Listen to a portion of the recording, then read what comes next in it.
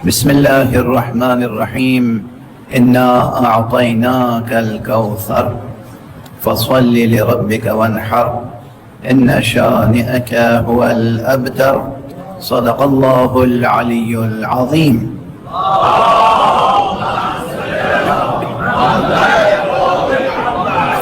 ایک اور بلندر صلوات.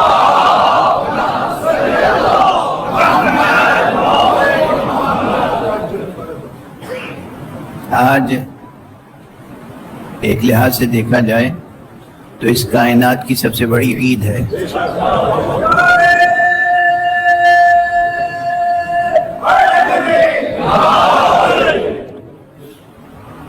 روز میلاد حضرت زہرا.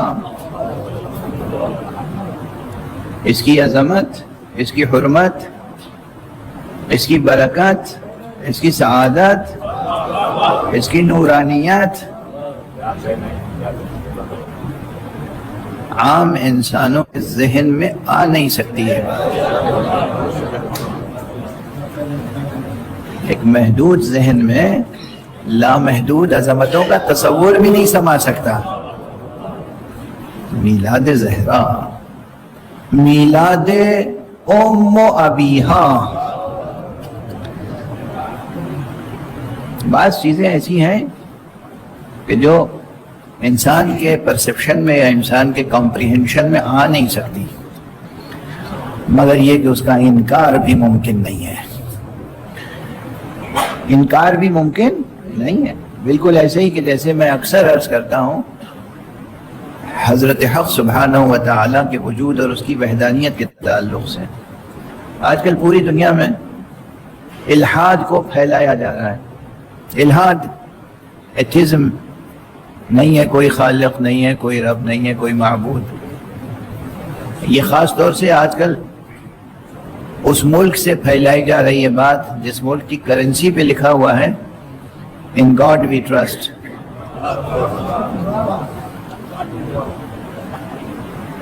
اسی کرنسی کو جس پہ لکھا In God we trust، اسی کو استعمال کیا جا رہا ہے اس لیے کہ لوگوں کے دلوں اور دماغوں سے خدا کا تصور مٹا دیا جائے. نتیجہ معلوم ہے کہ وہی مٹ جائیں گے. خدا کا تصور تو ذہن انسانی سے مٹ نہیں سکتا، اس لیے کہ فطرت بشری، فطرت انسانی اسی پر ڈھلی ہے. فطرت اللہ التی فطر الناس علیہا.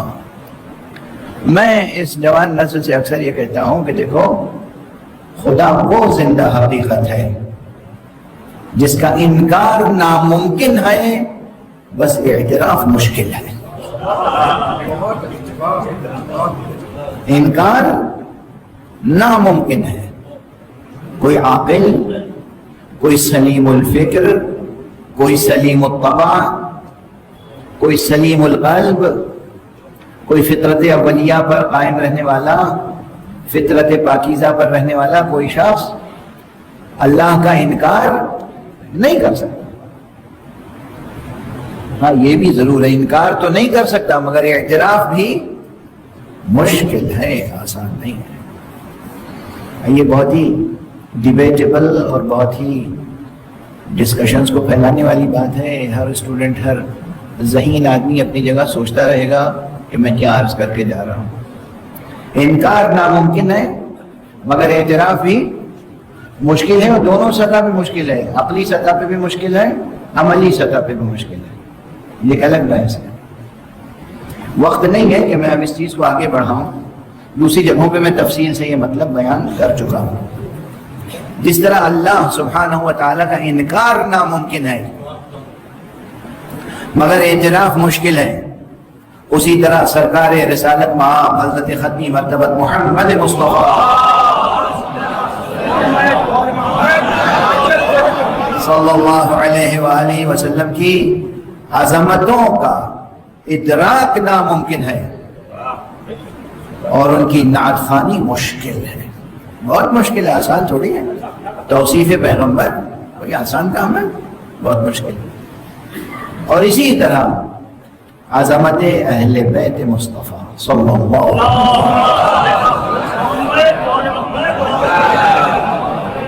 مولا امیر المومنین علی ابن ابی طالب علیہ السلام، عظمت حضرت بی بی فاطمہ زہرا سلام اللہ علیہا، حضرت امام حسن مجتبی علیہ السلام کی عظمت، حضرت امام سید الشہداء ابو عبداللہ الحسین کی عظمت، اور ان کی ذریت سے ہونے والے معصوم اماموں کی عظمتیں درک کرنا ممکن نہیں ہے عام انسان کے لیے، اور ان کی توصیف کرنا، ان کی ثنا کرنا بھی آسان نہیں ہے، مشکل ہے، اگرچہ کرنی ہے، چونکہ اللہ کا حکم ہے کہ ان کی ثنا کرو، ان کی نعت خوانی کرو، ان کی سیرتیں بیان کرو، ان کے معجزے بیان کرو، ان کے احسانات کی قدردانی کرو۔ یہ کہاں لکھا ہے قرآن میں؟ بہت سی جگہوں پہ لکھا ہے، من جملہ ان کے یہ جو آیہ صلوات ہے نا، ان اللہ وملائکتہ یصلون علی النبی یا ایھا الذین آمنوا صلوا علیہ وسلموا تسلیما۔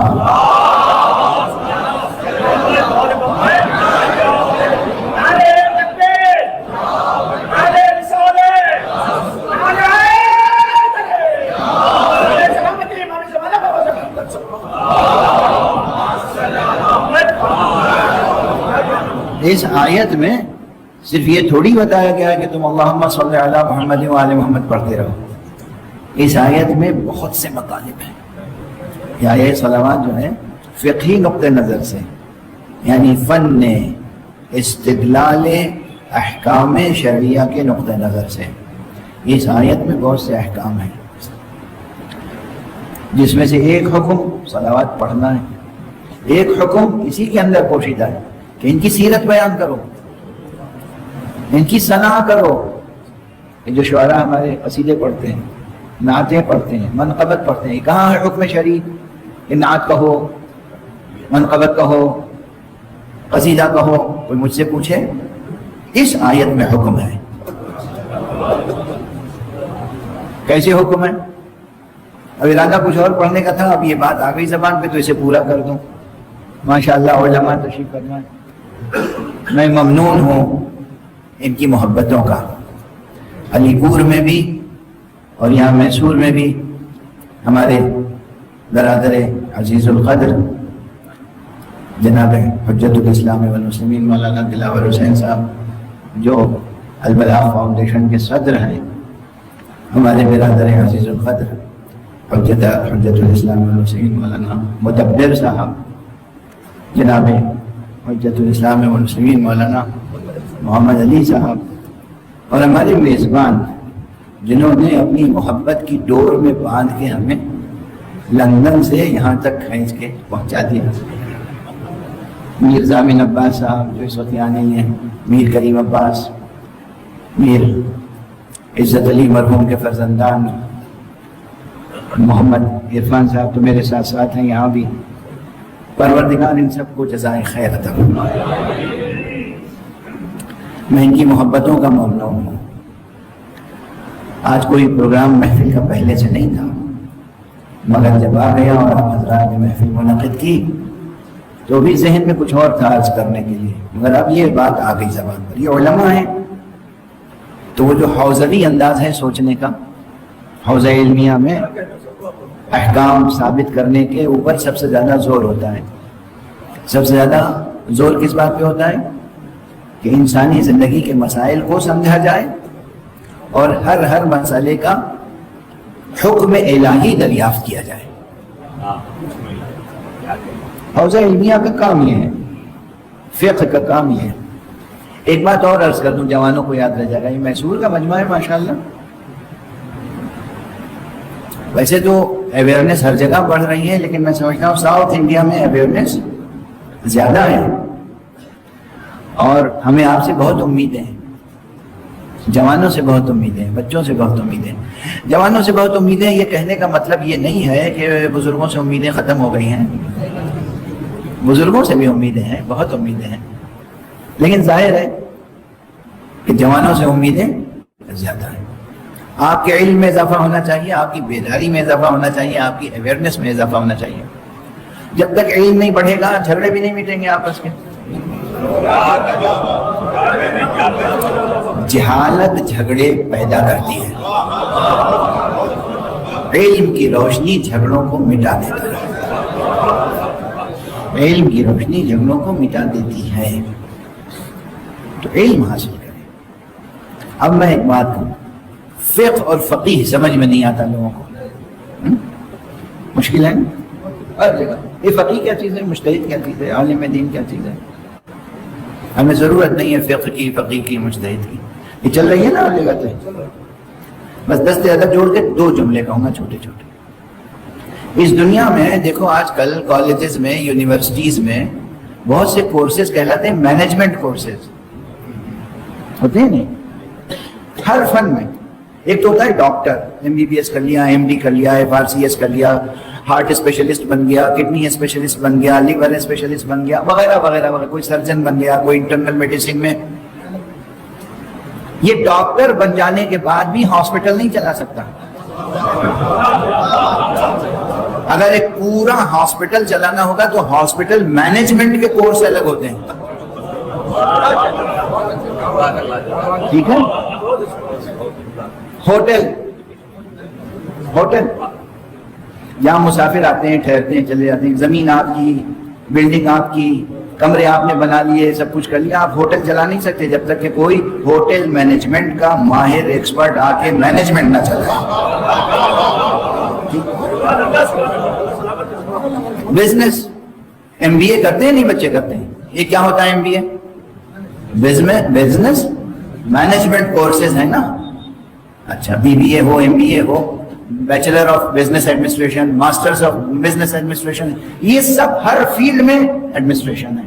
یونیورسٹی ایڈمنسٹریشن، کوئی ریسرچر ہے، بہت بڑا اسکالر ہے، زندہ انسائکلوپیڈیا ہے، مگر نالج رکھتا ہے، علم رکھتا ہے، اگر اس میں مینجمنٹ اسکل نہیں ہے تو پھر یونیورسٹی ختم، وہ کتابوں میں دبے خود ہی بیٹھے رہیں گے، یونیورسٹی نہیں چلا سکتے، ہے نا؟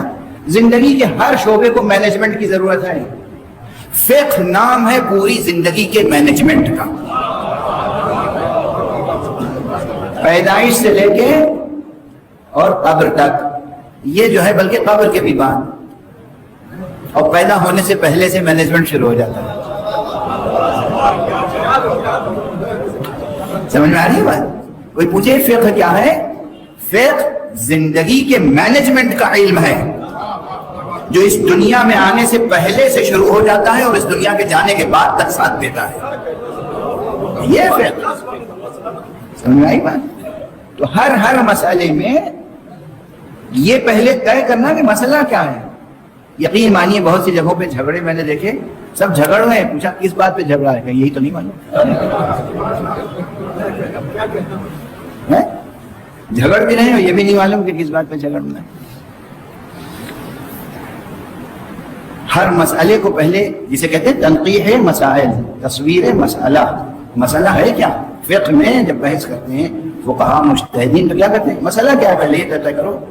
احراز محل نزاع، یہ محل نزاع کیا ہے؟ کس بات پہ جھگڑا ہے، کس بات پہ اختلاف ہے، غور کر رہے ہیں، کس مسئلے پہ غور کر رہے ہیں، کس نقطے پہ غور کر رہے ہیں، پہلے وہ نقطہ اس میں کلیئرٹی آ جائے، یہ بات طے کرنی ہے۔ اب پوچھیں گے کہ حکم خدا کیا ہے، قرآن میں کیا ہے، حدیث میں کیا ہے، عقل کیا کہتی ہے، فطرت کیا کہتی ہے، امت کیا کہتی ہے، علماء کیا کہتے ہیں، سب کو ڈسکس کر کے پھر یہ نتیجے پہ پہنچیں گے کہ اس مسئلے کا یہ حکم ہے، یہ واجب ہے یا مستحب ہے یا حرام ہے یا مکروہ ہے یا مباح ہے، جو بھی حکم شرعی ہو۔ واضح ہو رہی ہے بات؟ تو حوزہ علمیہ کا کام یہ ہے کہ مسائل کو روشن کرنا اور مسائل کے حل کو پیش کرنا۔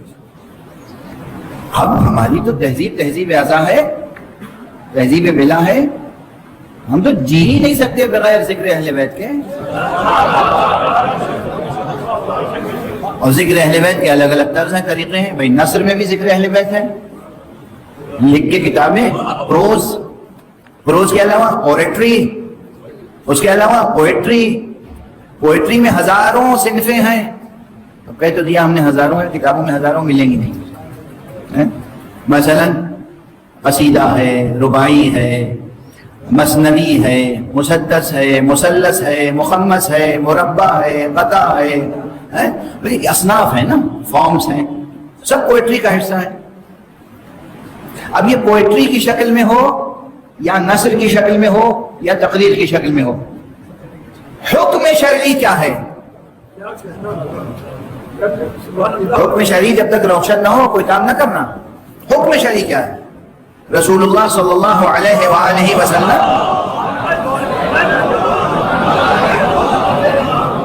اور اہل بیت رسول کی مدح و ثنا کی جائے یا نہ کی جائے، شریعت کیا کہتی ہے؟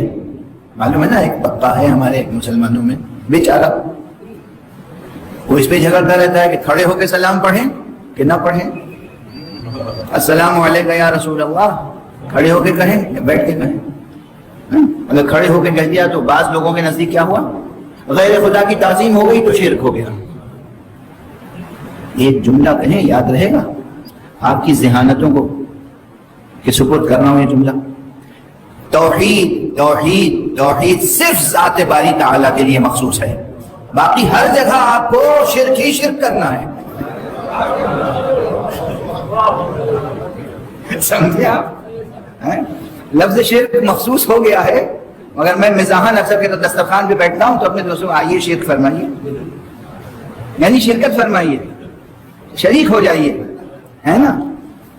اللہ کے لیے توحید مخصوص ہے، اللہ کی عبادت اس میں کسی کو شریک نہیں کر سکتے. لیکن کسی کا احترام کرنا، کسی کی محبت کرنا، کسی کی تعظیم کرنا، کسی کی تکریم کرنا، کسی کی قدردانی کرنا، کسی کی قدر شناسی کرنا، کسی کے احسان کو ماننا،